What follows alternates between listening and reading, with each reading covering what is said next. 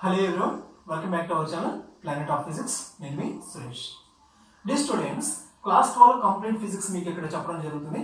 ప్రతి టాపిక్ కి సంబంధించిన నోట్స్, ప్రాబ్లమ్స్ విత్ సొల్యూషన్స్ కింద డిస్క్రిప్షన్ మీకు లభిస్తాయి. కంప్లీట్ లెక్చర్స్ ఫాలో అవ్వండి. మీకు నచ్చినట్టు లైక్ చేయండి. ఎవరైతే మీ ఫ్రెండ్స్ నీట్ ఎంసెట్ ప్రిపేర్ అవుతున్నారో వాళ్ళకి షేర్ చేయండి. టాపిక్ లోకి వెళ్దాం. ఈరోజు టాపిక్ ఎలక్ట్రిక్ ఫ్లక్స్. ఈ ఎలక్ట్రిక్ ఫ్లక్స్ అనేది ఎలక్ట్రిక్ ఫీల్డ్ ఇంటెన్సిటీ మెజర్ చేయడానికి మనకి చాలా యూజ్ అవుతుంది. నెక్స్ట్ క్లాస్ లో మనకి గాస్ లా దాని యొక్క అప్లికేషన్స్ వస్తాయి. ఈ గాస్ లా అప్లికేషన్స్ ఉపయోగి మనం సాల్వ్ చేసేటప్పుడు ఎలక్ట్రిక్ ఫీల్డ్ ఇంటెన్సిటీ మనం కనుక్కునేటప్పుడు ఫ్లక్స్ అనేది మనకి చాలా యూజ్ అవుతుంది. ఓకే, ఈ ఫ్లక్స్ అనే దాని గురించి డీటెయిల్ గా మనం ఈరోజు చూద్దాం. ఈ ఫ్లక్స్ గురించి తెలుసుకునే ముందు ఏరియా వెక్టార్ అనేటువంటి టర్మ్ ఒకటి ఉంటుంది. ఈ ఏరియా వెక్టార్ అనే దాని గురించి మనం చూద్దాం. First year intermediate first year లో క్లాస్ 11 లో యూనిట్స్ అండ్ డైమెన్షన్స్ దాంట్లో మనం ఏరియా అనే దాన్ని స్కేలార్ గా మనం ట్రీట్ చేస్తాం. కానీ ఇక్కడ ఏరియా వెక్టార్ క్వాంటిటీగా మనం చూస్తాం. ఈ ఎలక్ట్రిక్ ఫ్లక్స్ కోసం area vector. So area vector అన్నాం కాబట్టి దీనికి మ్యాగ్నిట్యూడ్ ఉండాలి, డైరెక్షన్ ఉండాలి. సో ఏరియా మ్యాగ్నిట్యూడ్ మనకు తెలుసు. ఒక స్క్వేర్ తీసుకున్నాం అనుకో, దాని యొక్క ఏరియా ఏ స్క్వేర్ లేదా లెంత్ ఇంటూ బ్రెడ్త్ అవుతుంది ఏరియా. మరి దీనికి డైరెక్షన్ ఎట్లా ఉంటుంది? ఏరియా వెక్టార్ అన్నాం కాబట్టి డైరెక్షన్ ఎట్లా ఉంటుంది? సో ఆ డైరెక్షన్ ఎట్లా ఉంటుంది అనేది మీకు ఎగ్జాంపుల్ గా చూపిస్తాను. సో ఇక్కడ మనకి కోఆర్డినేట్ సిస్టమ్ తెలుసు కదా. ఈ కోఆర్డినేట్ సిస్టమ్ ఒకటి తీసుకుంటాను, x axis, y axis. So మనకు తెలుసు ఎక్స్ యాక్సిస్, వై యాక్సిస్ రెండు కూడా పర్పెండిక్యులర్ గా ఉంటాయి. ఈ జెడ్ యాక్సిస్ ఈ రెండింటికి పర్పెండిక్యులర్ గా ఉంటుంది. సో మనం జెడ్ యాక్సిస్ ని ఈ విధంగా డ్రా చేస్తాం. జెడ్ యాక్సిస్ ఈ మూడు ఇంటర్సెక్ట్ అయ్యే పాయింట్ ఏంటి? ఆరిజిన్. ఎక్స్, వై, జెడ్ మూడు పర్పెండిక్యులర్ గా ఉన్నాయి.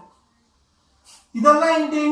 X y plane. ఇదంతా ఎక్స్ వై ప్లేన్ లో మనం ఒక స్క్వేర్ తీసుకుందాం. మనం each side a same square తీసుకున్నాం.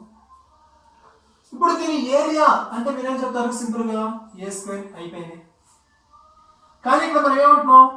ఏరియా వెక్టార్ అంటున్నాం. అవునా? ఏరియా వెక్టార్ అన్నాం. సో ఏరియా వెక్టార్ అన్నాం కాబట్టి మీకు బేసిక్ గా వస్తుంది మ్యాగ్నిట్యూడ్ ఉండాలి, తెలుసు మనకి. వెక్టార్ అంటే డైరెక్షన్ కూడా ఉండాలి. సో మ్యాగ్నిట్యూడ్ తెలిసిపోయింది, ఏ స్క్వేర్, రైట్. మరి డైరెక్షన్ చూడండి. సో ఇక్కడ మనకి ఏరియా కావాలి అని అంటే ఫస్ట్ దీనికి పేరు పెడతాం, కార్నర్స్ కి ఏబిసి. సో మన ఏరియా కావాలంటే మనం చేస్తాం, ఏవైనా రెండు సైడ్స్ మనం మల్టిప్లై చేస్తాం, అంతే కదా. ఏరియా కావాలంటే రెండు సైడ్స్. సో ఒక సైడ్ ఏంటి? ఓఏ, ఇంకో సైడ్ ఏంటి? ఓబి. రెండు మల్టిప్లై చేద్దాం, రైట్. ఓఏ అంతా ఏ, ఓబి అంతా ఏ. సో ఎంత? ఏ స్క్వేర్ వచ్చింది, ఏ స్క్వేర్ మ్యాగ్నిట్యూడ్ వచ్చింది. నెక్స్ట్ డైరెక్షన్ అన్నాం కాబట్టి ఇప్పుడు ఇదేంటి? ఎక్స్ యాక్సిస్ మీద యూనిట్ వెక్టర్ ఏఐ. ఇదేంటి? వై యాక్సిస్ మీద యూనిట్ వెక్టర్ ఏవైజే. ఓకేనా? ఎక్స్ యాక్సిస్ మీద unit vector a i, y axis మీద యూనిట్ వెక్టర్ ఏజే. సో ఇక్కడ రెండు క్రాస్ ప్రొడక్ట్ చేస్తాం మనం. రెండింటి కూడా మనం ఏం చేసాం? క్రాస్ ప్రొడక్ట్ చేసాం. ఓఏని, ఓబిని, యూనిట్ వెక్టర్స్ ని క్రాస్ ప్రొడక్ట్ చేసాం. క్రాస్ ప్రొడక్ట్ చేస్తే మనకి ఏమొస్తుంది? సైన్ థీటా వస్తుంది. క్రాస్ ప్రొడక్ట్ చేస్తే ఏమొస్తుంది? సైన్ థీటా వస్తుంది. సో రెండింటి మధ్య యాంగిల్ ఎంత? ఓఏకి ఓబికి మధ్య యాంగిల్ ఎంత? 90 డిగ్రీస్. సైన్ ఏంటి ఎంత? 1 ఇంటూ ఏ స్క్వేర్, ఏ స్క్వేర్. ఓకే, నెక్స్ట్ డైరెక్షన్ కావాలి మనకి. సో చూడండి, డైరెక్షన్ కావాలి అంటే వెక్టార్ ప్రొడక్ట్ లో డైరెక్షన్ కావాలి అంటే ఫస్ట్ వెక్టార్ ని రెండో వెక్టార్ ని క్రాస్ ప్రొడక్ట్ చేసినప్పుడు మనకి రైట్ హ్యాండ్ ప్లాన్ రూల్ మీకు తెలిసే ఉంటుంది. Right hand plan rule. So first vector వైపు మన చేతిని ఈ విధంగా స్ట్రెచ్ చేసి ఉంచుతాం. సెకండ్ వెక్టార్ వైపు ఫింగర్స్ ని ఫోల్డ్ చేస్తాం, తెలుసు కదా. ఫస్ట్ వెక్టార్ వైపు మన చేతిని స్ట్రెచ్ చేసి ఉంచుతాం. సెకండ్ వెక్టార్ వైపు ఫింగర్స్ ని ఫోల్డ్ చేస్తాం. రిమైనింగ్ థంబ్ ఉంది కదా, ఈ థంబ్ ఏ డైరెక్షన్ ఉంది? థంబ్ ఏ డైరెక్షన్ ఉంది? జెడ్ యాక్సిస్ డైరెక్షన్ ఉంది. అది కూడా పాజిటివ్ జెడ్ డైరెక్షన్ లో ఉంది. సో పాజిటివ్ జెడ్ డైరెక్షన్ ఉంది కాబట్టి కే క్యాప్. ఓకేనా? ఈ కే క్యాప్ పాజిటివ్ జెడ్ డైరెక్షన్ అన్నాం కదా, ఇది డైరెక్షన్. అది డైరెక్షన్. ఇంకో డైరెక్షన్ కూడా ఉంటుంది నాన్న. అది ఎలా వస్తుంది? OBని OA తోటి మల్టిప్లై చేసినప్పుడు. సో ఇదంతా AA sin theta A square. మరి డైరెక్షన్ కావాలంటే మీరు ఏం చేస్తారు? ఫస్ట్ వెక్టర్ వైపు మన చేయిని రైట్ హ్యాండ్ని స్ట్రెచ్ చేసి ఉంచాలి. సెకండ్ వెక్టర్ వైపు ఫింగర్స్ ఫోల్డ్ చేయాలి. ఫస్ట్ వెక్టర్ వైపు ఫింగర్స్ స్ట్రెచ్ చేసి ఉంచాలి. సెకండ్ వెక్టర్ వైపు ఫింగర్స్ ఫోల్డ్ చేయాలి. రిమైనింగ్ తొంభై చూపిస్తుంది, లోపల చూపిస్తుంది. లోపల కంటే ఏంటి? Negative Z direction. లోపల కంటే ఏంటి? Negative Z direction. Minus k cap. So ఇది మనకి ఏరియా వెక్టర్. సో దీనికి సంబంధించి కొన్ని ఎగ్జాంపుల్స్ నేను మీకు చూపిస్తాను ఇప్పుడు నేను. సో ఒకసారి రబ్ చేసి, ఏరియా వెక్టర్ అంటే మ్యాగ్నిట్యూడ్ ఉండాలి, డైరెక్షన్ ఉండాలి. మ్యాగ్నిట్యూడ్ మనకు తెలిసిపోతుంది, డైరెక్షన్ మనకు తెలియాలి. ఆ డైరెక్షన్ అనే దాని గురించి చెప్పాలి. ఓకే, సేమ్ కోఆర్డినేట్ సిస్టమ్ తీసుకుందాం అమ్మా. x axis, y axis, z axis. ఇదంతా ఏంటి? ZX plane. ZX ప్లేన్ లో ఒక ఎలిమెంట్ తీసుకున్నాం, ఒక స్క్వేర్ షేప్ ఎలిమెంట్ తీసుకున్నాం. ఇది మనం తీసుకున్నటువంటి ఎలిమెంట్. దీని యొక్క ఏరియా అంటే ఇదేగా. ఫర్ ఎగ్జాంపుల్ ఈచ్ సైడ్ కూడా A అనుకుందాం. సో దీని యొక్క ఏరియా ఏమవుతుంది? A స్క్వేర్ అవుతుంది. సో మ్యాగ్నిట్యూడ్ వచ్చింది. డైరెక్షన్ కావాలి అని అంటే ఇది ఎట్లా ఉంటుంది? ZX ప్లేన్ లో ఉన్నటువంటి దీని యొక్క మ్యాగ్నిట్యూడ్ కావాలి, డైరెక్షన్ కావాలి అంటే ఒకటి ఈ సర్ఫేస్ కి పర్పెండిక్యులర్ గా ఉండాలి, అప్వర్డ్ గా ఉండాలి. సో అప్వర్డ్ గా ఉంది అని అంటే ఏ డైరెక్షన్ ఉంది? y డైరెక్షన్ ఉంది, పాజిటివ్ y డైరెక్షన్ ఉంది. అంటే ప్లస్ j క్యాప్. ఇంకోటి కూడా ఉండొచ్చు. ఈ సర్ఫేస్ కి మనం తీసుకున్నటువంటి ఈ సర్ఫేస్ కి పర్పెండిక్యులర్ గా కింద కూడా ఉంటుంది. అంటే a square magnitude minus j cap. Negative y direction కాబట్టి మైనస్ j క్యాప్. మనం తీసుకున్న సర్ఫేస్ ఇది, xz ప్లేన్ మనం తీసుకున్న సర్ఫేస్ ఇది. ఈ సర్ఫేస్ కి ఏరియా వెక్టర్ ఎట్లా ఉంటుంది? పాజిటివ్ y డైరెక్షన్ ఉండొచ్చు, నెగిటివ్ y డైరెక్షన్ ఉండొచ్చు. పాజిటివ్ y డైరెక్షన్ ఉంటేనేమో plus j cap, negative y direction ఉంటే negative minus j cap. Same అట్లానే ఇంకో ఎగ్జాంపుల్ చూడండి. xy plane, z axis. ఈ xz ప్లేన్ లో నేను ఒక రింగ్ తీసుకున్నాను, దాని యొక్క రేడియస్ r. సర్కిల్ తీసుకున్నాను, దాని రేడియస్ r. ఇప్పుడు ఈ సర్కిల్ యొక్క ఏరియా కావాలన్నమాట. పై r స్క్వేర్ తెలిసిపోయింది. మరి ఈ సర్కిల్ యొక్క ఏరియా వెక్టర్ ఎట్లా ఉంటుంది? రెండు రకాలుగా ఉండొచ్చు. పాజిటివ్ y యాక్సిస్ వైపు ఉండొచ్చు, నెగిటివ్ y యాక్సిస్ వైపు ఉండొచ్చు. పై r square minus j cap. అదే ఈ రెండు కూడా ఏంటి మీకు? 2 డైమెన్షనల్. ఈసారి 3 డైమెన్షనల్ తీసుకుందాం. 3 డైమెన్షన్ అంటే ఒక క్యూబ్ తీసుకుందాం. క్యూట్ గా ఉండేటువంటి ఒక క్యూబ్. సో క్యూట్ గా ఉందా? ఇది క్యూబ్. ఈ క్యూబ్ కి ఎన్ని ఫేసెస్ ఉంటాయమ్మా? ఈ క్యూబ్ కి ఎన్ని ఫేసెస్ ఉంటాయి? 6 ఫేసెస్ ఉంటాయి, 6 ఫేసెస్ ఉంటాయి. ఇటువైపు ఒకటి, ఇటువైపు 2, పైన 3, కింద 4, ఇటువైపు 5, వెనకాల వైపు 6, మొత్తం 6 ఫేసెస్. ఓకే, ఇప్పుడు ఈ అప్పర్ ఫేస్ ఉంది కదా, అప్పర్ ఫేస్. ఈ అప్పర్ ఫేస్ కి ఏరియా వెక్టర్ ఎట్లా ఉంది? ఇట్లా ఉంది. అప్పర్ ఫేస్ ఇది. దీని యొక్క ఏరియా వెక్టర్ ఈ సర్ఫేస్ కి పర్పెండిక్యులర్ గా ఉందా? రైట్. ఇప్పుడు ఈ సైడ్ ఉంది కదా, ఈ సైడ్ యొక్క ఈ సైడ్ ఉన్నటువంటి ఈ క్యూబ్ కి ఈ సైడ్ ఉన్నటువంటి ఫేస్ కి ఏరియా వెక్టర్ ఎట్లా ఉంటుంది? ఇట్లా ఉంటుంది, పర్పెండిక్యులర్. ఈ ఫేస్ కి పర్పెండిక్యులర్ ఇట్లా, అంటే ఇట్లా. మరి ఈ ఫేస్ ఉంది కదా, ఈ ఫేస్ కి ఏరియా వెక్టర్ ఎట్లా ఉంటుంది? ఈ ఫేస్ ఇటువైపు ఉన్న ఫేస్ ఏరియా వెక్టర్ ఎట్లా ఉంటుంది? ఇట్లా ఉంటుంది. మరి కింద ఉంది కదా ఇంకో ఫేస్, దీని యొక్క ఏరియా వెక్టర్ ఎట్లా ఉంటుంది? డౌన్వర్డ్ గా ఉంటుంది. సో చూడండి 3D ఇది. 3D లో ఏరియా వెక్టర్ ఎట్లా ఉంటుంది? ప్రతి ఫేస్ కి పర్పెండిక్యులర్ గా ఉంటుంది. ఓకే, అవుట్వర్డ్ గా మాత్రమే ఉంటుంది, గుర్తుపెట్టుకోవాలి. 3D లో సర్ఫేస్ కి అవుట్వర్డ్ గా మాత్రమే ఉంటుంది, ఓకే. ప్రతిది కూడా ఎట్లా ఉంది? అవుట్వర్డ్ గా ఉంది, అంటే పర్పెండిక్యులర్ గా ఉంది. అన్ని కూడా ఎట్లా ఉన్నాయి? పర్పెండిక్యులర్ గా. ఇది పర్పెండిక్యులర్, ఇది పర్పెండిక్యులర్, ఇది కూడా పర్పెండిక్యులర్. దీనికేమో 2D డైమెన్షన్ ఏమో అప్వర్డ్ గా ఉంది, డౌన్వర్డ్ గా ఉంది, రెండు ఉన్నాయి. కానీ ఇక్కడ 3Dకి వచ్చిన ఎలా ఉంది, కేవలం అవుట్వర్డ్ గా మాత్రమే ఉంటుంది. సో ఇంకే ఎగ్జాంపుల్ చెప్తాను మీకు ఇంకా క్లియర్ అవుతుంది. ఒక స్పియర్ తీసుకున్నాం, ఒక బాల్ తీసుకున్నాం. మీరు ఎక్కడైతే ఏరియా వెక్టర్ మీరు తీసుకోవాలనుకుంటున్నారో అక్కడ ఉన్నటువంటి సర్ఫేస్ కి పర్పెండిక్యులర్ గా తీసుకోవాలి. ఇక్కడ తీసుకోవాలనుకున్నారనుకో ఈ సర్ఫేస్ కి పర్పెండిక్యులర్ గా, ఇక్కడ తీసుకోవాలనుకున్నారనుకో ఈ సర్ఫేస్ కి పర్పెండిక్యులర్ గా, ఇక్కడ అనుకున్నారనుకో ఈ సర్ఫేస్ కి పర్పెండిక్యులర్ గా. అన్ని కూడా ఎట్లా ఉండాలి, అవుట్వర్డ్ గా ఉండాలి. 3Dకి ఎవరికి 3Dకి అవుట్వర్డ్ గానే ఉండాలి. ఇంకోటి తీసుకుందాం, సిలిండర్ ఒకటి తీసుకుందాం.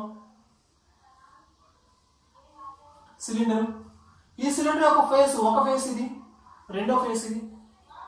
ఈ ఫేస్ యొక్క ఏరియా వెక్టర్ ఎట్లా ఉంటుంది, ఇటువైపు ఉంటుంది. ఈ ఫేస్ యొక్క ఏరియా వెక్టర్ ఎట్లా ఉంటుంది, ఇటువైపు ఉంటుంది. ఓకేనా. సో 3D సర్ఫేసెస్ కేమో 3D బాడీస్ కేమో ఏరియా వెక్టర్ అవుట్వర్డ్ గా ఉంటుంది. వీటికి 2D ఆబ్జెక్ట్స్ వచ్చినకేమో ఏరియా వెక్టర్ 2 డైమెన్షన్స్ లో ఉండొచ్చు. ఒకటి పాజిటివ్ సైడ్ ఉండొచ్చు, రెండోది నెగటివ్ సైడ్ ఉండొచ్చు. ఓకే రైట్, ఇది ఏరియా వెక్టర్ గురించి మనం. నెక్స్ట్ ఈ ఏరియా వెక్టర్ ఉపయోగించుకుని మనం ఎలక్ట్రిక్ ఫ్లక్స్ అంటే ఏంటో మనం ఒకసారి చూద్దాం. So electric flux definition, the total number of electric field lines passing through unit area of cross section perpendicular to it. ఏం చెప్పాను, the total electric field lines, the total electric field lines passing through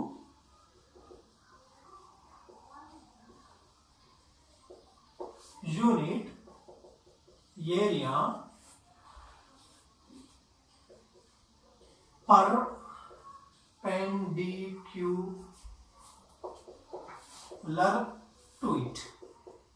so ఏదైనా area of cross section కి perpendicular గా వెళ్ళేటువంటి total number of electric field lines ని మనం flux అని అంటాం. ఈ ఫ్లక్స్ ని మనం ఫై అనే లెటర్ తో ఇండికేట్ చేస్తామా, ఫ్లక్స్ ని ఫై అనే లెటర్ తో ఇండికేట్ చేస్తాం. సో ఎగ్జాంపుల్ చూడండి, మనకి ఇవి ఎలక్ట్రిక్ ఫీల్డ్. ఈ ఎలక్ట్రిక్ ఫీల్డ్ లో ఇది ఎలక్ట్రిక్ ఫీల్డ్. ఈ దీంట్లో మనం ఏం చేస్తున్నాం, ఒక రీజియన్ తీసుకున్నాం మనం. ఈ రీజియన్ కూడా వెళ్ళేటువంటి ఎలక్ట్రిక్ ఫీల్డ్ లైన్ ఎట్లా ఉంది, ఒకటే ఉంది. ఇక్కడ లైన్స్ అన్ని కూడా ఎట్లా ఉన్నాయి, దూరంగా ఉన్నాయి. అంటే ఎలక్ట్రిక్ ఫీల్డ్ లైన్స్ ఎట్లా ఉన్నాయి, రేరర్ గా ఉన్నాయి, దూరంగా ఉన్నాయి, రేరర్ గా ఉన్నాయి. తర్వాత ఎలక్ట్రిక్ ఫీల్డ్ ఎట్లా ఉంది, వీక్ గా ఉంది. ఎలక్ట్రిక్ ఫీల్డ్ ఎట్లా ఉంది, వీక్ గా ఉంది. మనం తీసుకున్నటువంటి రీజన్ కూడా ఎలక్ట్రిక్ ఫీల్డ్ లైన్స్ ఎన్ని అవుతున్నాయి, ఒకటి మాత్రమే వెళ్తుంది. Okay right.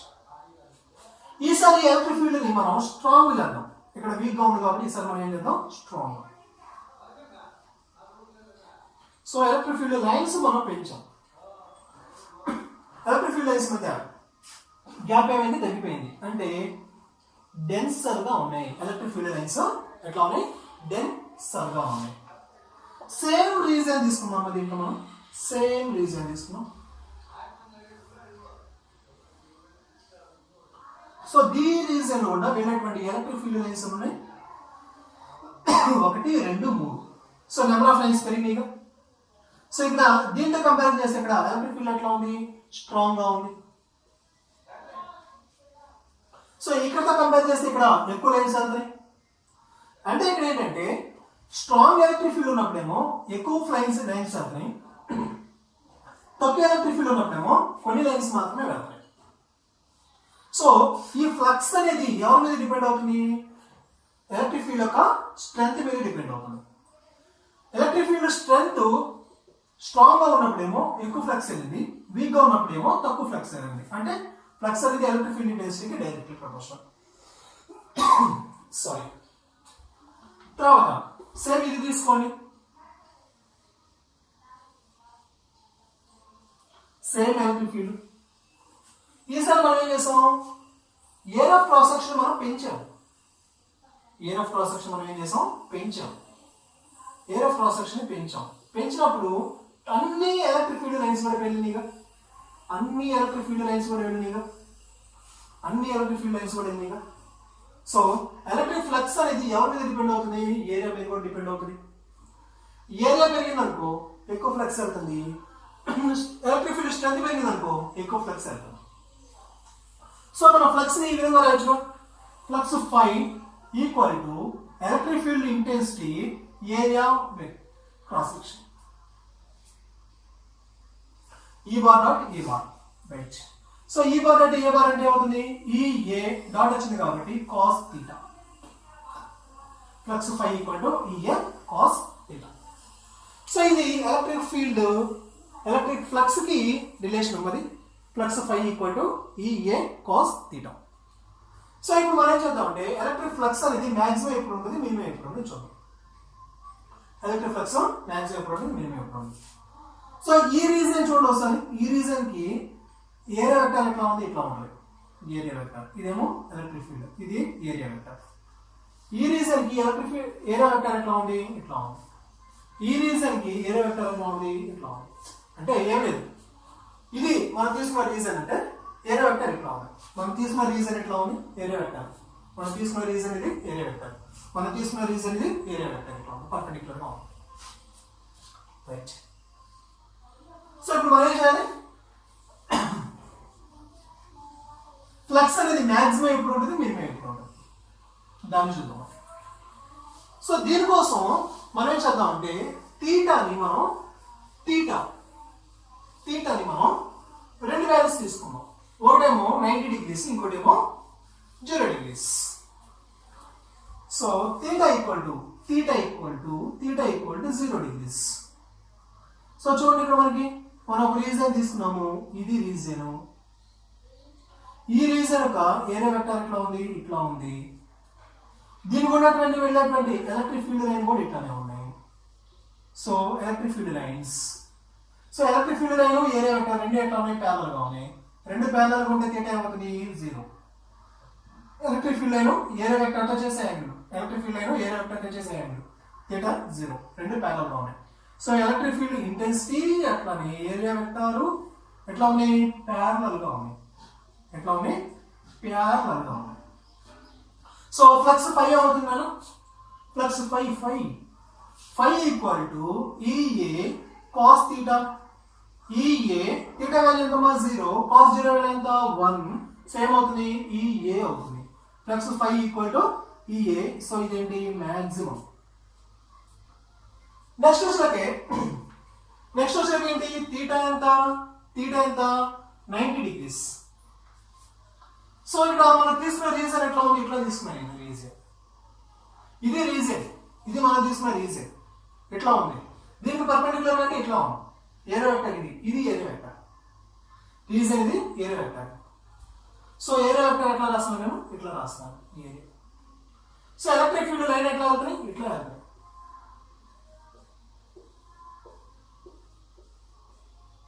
So area vector కి ఎలక్ట్రిక్ ఫీల్డ్ కి మధ్య యాంగిల్ ఎంత? థీటా 90.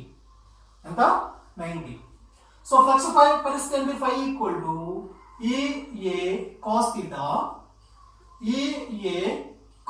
థీటా వాల్యూ ఎంత? 90. కాస్ 90 ఎంత? 0. So flux phi equal to అవుతుంది 0. సో ఇదేంటి? మినిమం.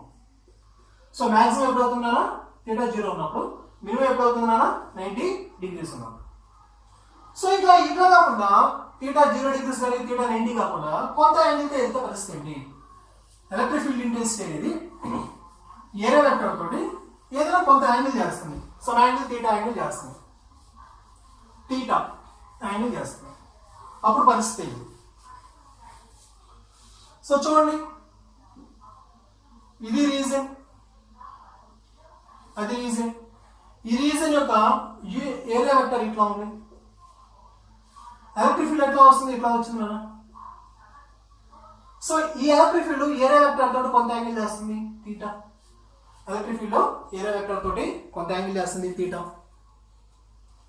సో ఇప్పుడు ఈ ఏరియా వెక్టర్ ని మనం ఏం చేస్తామంటే 2 కాంపోనెంట్స్ గా విడగొడతాం. అంటే హారిజాంటల్ కాంపోనెంట్ ఏరియా వెక్టర్ ని ఎలక్ట్రిక్ ఫీల్డ్ ని మనం ఏం చేస్తాం? 2 components. Horizontal component, vertical component. Horizontal component ఏంటి? ఈ కాస్ థీటా వర్టికల్ కాంపోనెంట్ ఏంటి ఈ sin θ. ఓకేనా ఓకేనా. సో ఇక్కడ ఫ్లక్స్ వెళ్ళాలి అని అంటే కండిషన్ చూడండి ఒకసారి. ఫ్లక్స్ వెళ్ళాలి అని అంటే కండిషన్ చూడండి. సో ఇక్కడ మీకు ఒక ఎగ్జాంపుల్ చూపిస్తాను నేను. ఇది మనం తీసుకున్నటువంటి రీజన్. ఈ రీజన్ కి ఏరియా వెక్టర్ ఎట్లా ఉంటుంది ఇట్లా ఉంటుంది. ఈ రీజన్ కి ఏరియా వెక్టర్ ఎట్లా ఉంది ఇట్లా ఉంది. ఓకే. ఇప్పుడు ఎలక్ట్రిక్ ఫీల్డ్ ఎట్లా వస్తుంది ఇట్లా వస్తుంది. ఎలక్ట్రిక్ ఫీల్డ్ ఎట్లా వచ్చింది ఇట్లా వచ్చింది. ఏరియా వెక్టర్ ఇది. ఎలక్ట్రిక్ ఫీల్డ్ ఎట్లా వస్తుంది ఇట్లా వస్తుంది. ఇట్లా వచ్చి ఇటుగుండా ఇటు వెళ్తుంది కదా. ఇట్లా ఎంటర్ అవుతుంది ఇటుగుండా కిందకి వెళ్తుంది. రైట్. ఇప్పుడు దీన్ని మనం ఏం చేస్తాం అంటే టూ కాంపోనెంట్స్ మనం విడుకుంటాం. ఈ ఎలక్ట్రిక్ ఫీల్డ్ మనం టూ కాంపోనెంట్స్ విడుకుంటాం. ఒకటి హారిజాంటల్ కాంపోనెంట్ ఏరియా వెక్టర్ కి ప్యారలల్ గా ఉంటుంది. పర్పెండిక్యులర్ కాంపోనెంట్ ఈ sin θ. హారిజాంటల్ కాంపోనెంట్ ఈ cos θ. సో ఇది చూడండి electric field line horizontal component ఈ విధంగా వెళ్ళగలదు. ఈ cos θ ఇట్లా వెళ్ళగలదు. ఈ sin θ ఎట్లా ఉంది ఇట్లా ఉంది. ఇట్లా ఉన్నటువంటి ఈ sin θ ఇక్కడ ఉంది. అవతలకు వెళ్ళలేదు. ఈ sin θ అవతలకు వెళ్ళలేదు. అవతలకు వెళ్ళేటప్పుడు హారిజాంటల్ కాంపోనెంట్ మాత్రమే అవతలకు వెళ్తుంది. వర్టికల్ కాంపోనెంట్ వెళ్తుందా లేదు. సో ఇప్పుడు అందుకని మనం ఏం చేస్తామంటే డాట్ ప్రోడక్ట్ మనం తీసుకుంటున్నాం. సో ఎలక్ట్రిక్ ఫీల్డ్ అవతలకు వెళ్ళాలి అని అంటే ఏమేమి హారిజాంటల్ కాంపోనెంట్ మాత్రమే వెళ్ళాలి. ఎలక్ట్రిక్ ఫీల్డ్ ఎట్లా వస్తుంది కదా. ఇట్లా వస్తుంది. దీని యొక్క హారిజాంటల్ కాంపోనెంట్ ఏంటి ఇది. ఈ హారిజాంటల్ కాంపోనెంట్ మాత్రమే వెళ్ళగలదు రీజన్ దాటి. వర్టికల్ కాంపోనెంట్ వెళ్ళగలదా లేదు. వర్టికల్ కాంపోనెంట్ ఇట్లా ఉంది. రీజన్ ఎలా దాటింది ఇది వెళ్ళలేదు కదా. రైట్. అందుకని మనకి ఈ cos θ మాత్రమే మనం తీసుకుంటాం. అందుకని ఈ cos θ రావాలి కాబట్టి మనం ఏం చేస్తాం డాట్ ప్రోడక్ట్ మనం చేస్తాం. సో ఇక్కడ మనకి ఫ్లక్స్ వచ్చేటువంటి కాంపోనెంట్ ఏంటి ఇది. దీనివల్ల రీజన్ క్రాస్ చేస్తుంది ఈ sin θ అనేది లేదు. Okay got it. సో దీన్ని బేస్ చేసుకుని మనం ఒక చిన్న బుల్లి ప్రాబ్లమ్స్ చేద్దామా. సో ఇప్పుడు దానికి అర్థం చేస్తున్నారు. దీన్ని జాగ్రత్తగా ఇంప్లిమెంట్ చేస్తే ప్రాబ్లమ్స్ మీరు సాల్వ్ చేయొచ్చు. నేను కొన్ని ప్రాబ్లమ్స్ సాల్వ్ చేస్తాను, మీరు కొన్ని ప్రాబ్లమ్స్ చెప్పగలరు. ఓకే. సో ఫస్ట్ చూడండి, ఒక సర్కిల్ తీసుకున్నాం. దీని యొక్క రేడియస్ సార్. ఎలక్ట్రిక్ ఫీల్డ్ దీనికి రేడియస్ కి 30 degrees యాంగిల్ చేస్తూ ఎలక్ట్రిక్ ఫీల్డ్ అనేది వెళ్తుంది. ఒక సర్కిల్ తీసుకున్నామా. దీని యొక్క రేడియస్ ఎంత r. ఎలక్ట్రిక్ ఫీల్డ్ ఎట్లా వస్తుందంట రేడియస్ కి 30 degrees యాంగిల్ చేస్తూ వస్తుంది. మనకేం కనుక్కోవాలి ఫ్లక్స్ ఫై కనుక్కోవాలి. సో ఫస్ట్ మనం ఏం చేయాలి, ఏదైతే మనకి సర్ఫేస్ ఇచ్చారో దానికి ఏరియా ఆఫ్ క్రాస్ సెక్షన్ ఎంత a ఈక్వల్ టు సర్కిల్ కాబట్టి పై, రేడియస్ కాబట్టి r కాబట్టి r2 పై r2. తర్వాత ఈ ఏరియాకి వెక్టర్ ఎట్లా ఉంది, ఏరియా వెక్టర్ ఎట్లా ఉంది, ఏరియాకి ఏరియా వెక్టర్ ఎట్లా ఉంది పర్పెండిక్యులర్ గా ఉంది. ఇది ఏరియా వెక్టర్ రైట్. ఇప్పుడు ఈ ఎలక్ట్రిక్ ఫీల్డ్ ఏరియా వెక్టర్ తో ఎంత యాంగిల్ చేస్తుంది, మొత్తం ఎంత 90. 90లో 30 పోయింది, రిమైనింగ్ ఎంత ఉంది 60. ఇప్పుడు మనం తీసుకోవాల్సిన యాంగిల్ ఇది. ఎలక్ట్రిక్ ఫీల్డ్ ఏరియా వెక్టర్ తో చేసే యాంగిల్ తీసుకోవాలి right. Flux phi equal to direct value formula కదా, flux phi equal to EA cos θ right. A pi r square cos 60 value ఎంత 1/2. సో వాల్యూ ఎంత 1/2 పై r స్క్వేర్. ఇది flux passing through the